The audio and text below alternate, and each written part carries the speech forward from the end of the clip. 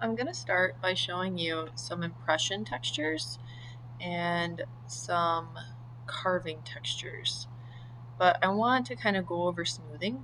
I talked to many of you about taking your thumb or a finger and moving in a single direction to pull the clay and smooth it. And you can get rid of any like bumps or cracks. It takes some time. Smoothing often takes longer than actually constructing.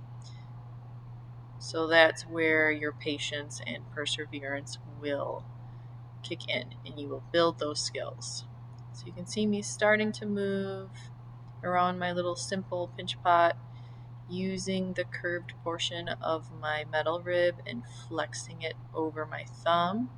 And then I'll usually will go back and smooth. So you can see how that's really starting to clean that up as opposed to maybe what's happening here.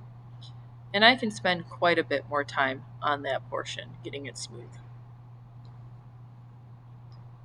So even though I am demonstrating on flat pieces of clay, you can do the same exact things on your pinch pot.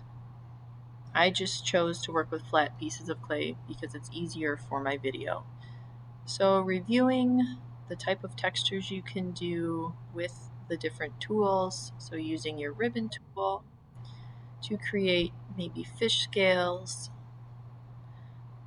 Again, think about repetition, think about rhythm, pattern creation. The modeling knife will carve nicely into your clay. I gave you a bamboo skewer,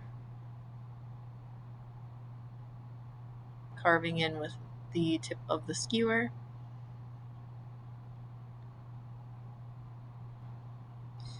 Pushing the loop tool can give you an interesting pattern, interesting texture.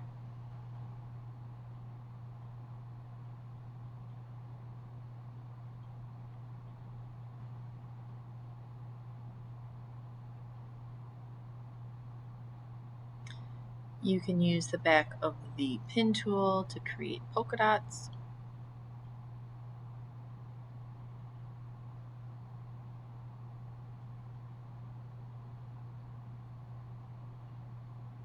If I want to replicate this bark texture that I created for this stem, I can do so by using the skewer or your modeling knife and creating thicker lines of varying lengths in wavy lines. So I kind of wiggle my fingers and then come back through with the pin tool to do the smaller, rougher texture. So maybe I want to add some thicker lines with my modeling knife.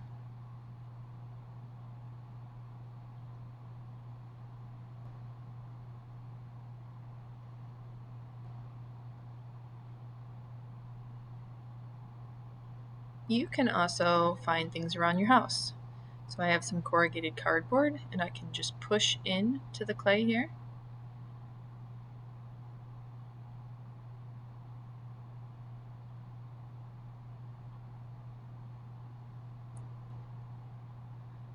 Or maybe you have some different shapes of plastic. Legos work well. They're just objects I've found.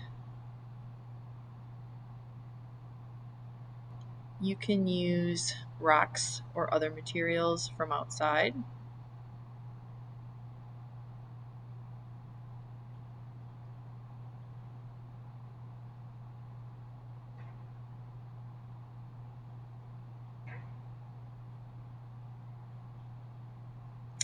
I have collected seashells over the years, so if you have some of these, you can do some pretty cool indentations.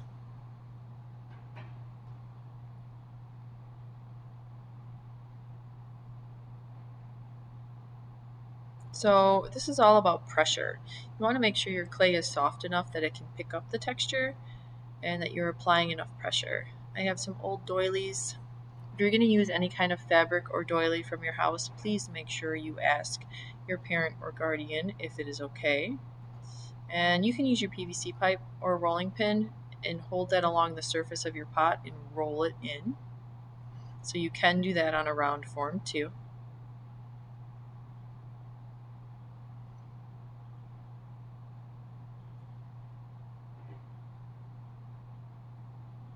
So I push it in with my fingers first, make sure it's stuck, apply a little bit of pressure with a rolling pin, peel that up.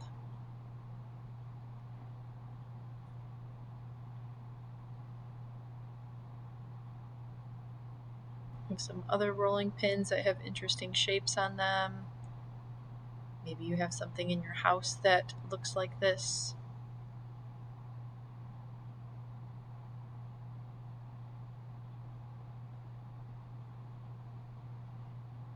The dollar store is great for finding things that have interesting textures. Like this is a placemat for a plate. You can sometimes find old doilies at like the Salvation Army, and you can just get some really interesting textures on your pieces.